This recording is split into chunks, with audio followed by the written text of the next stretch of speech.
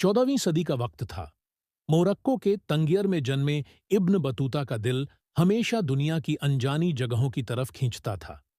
उसे आराम की जिंदगी रास नहीं आती थी। एक दिन उसने फैसला किया कि वह एक ऐसी यात्रा पर निकलेगा जो कभी खत्म नहीं होगी। उसकी मंजिलें तो तय थीं, लेकिन रास्ते में क्या छिपा होगा, ये कोई नहीं जानता था। यहां तक कि खुद इब्न बतूता भी नहीं। अपनी यात्रा की शुरुआत में उसने मक्का की ओर रुख किया।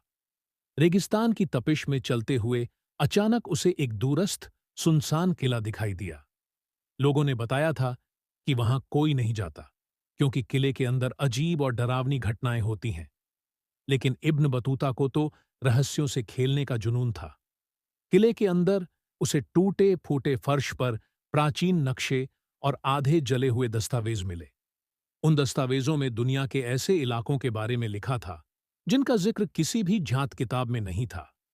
उसने फैसला किया कि अब वह इन्हीं अनजानी जगहों की खोज करेगा।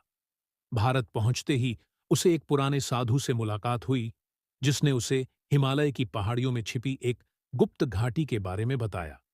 कहा जाता था कि वहां वक्त थम जाता है और जो भी वहां गया वापस नहीं लौटा। इब्न बतूता का दिल और भी तेजी से धड़कने लगा। यह वही रोमांच था जिसकी उसे तलाश थी। कई दिनों की कठिन यात्रा के बाद वह उस रहस्यमयी घाटी तक पहुंचा। घाटी में घुसते ही उसे अजीब सी ठंडी हवा महसूस हुई, जैसे वक्त ठहर गया हो। वहां उसने एक प्राचीन मंदिर देखा, जिसकी दीवारों पर भविष्य की घटनाओं के चित्र बने थे। उन चित्रों में इब्न बतूता की खुद की छवि देखकर वह सन्न रह गया। चीन की यात्रा के दौरान उसे एक ऐसा गांव मिला जहां कोई भी रात में बाहर नहीं निकलता था। गांव वालों ने बताया कि हर पूर्णिमा की रात गांव में अजनबी कदमों की आहटें सुनाई देती हैं, और उन कदमों के पीछे जो भी जाता है वो कभी लौटकर नहीं आता।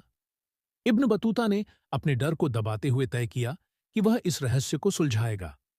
रात होते ही उसने उन कदमों का पीछा किया। कदम उसे गांव से दूर एक घने जंगल की ओर ले गए।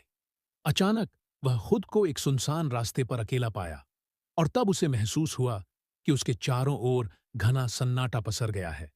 तभी अचानक पेड़ों के पीछे से उसे कुछ आंखें झांकती हुई दिखीं, लेकिन जब वह नजदीक गया, वहां कुछ नहीं था। सुबह होने तक वह जंगल से बाहर निकल आया, लेकिन उस रात के रहस्य को कभी सुलझा नहीं पाया। इब्न बतूता की यह यात्रा एक ऐसे यात्री की थी जो सिर्फ नए स्थानों को नहीं, बल्कि उन जगहों के अज्ञात और अनसुलझे रहस्यों को भी जानना चाहता था।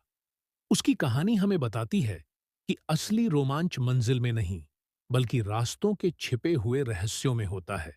उन रहस्यों में जो कभी पूरी तरह उजागर नहीं होते।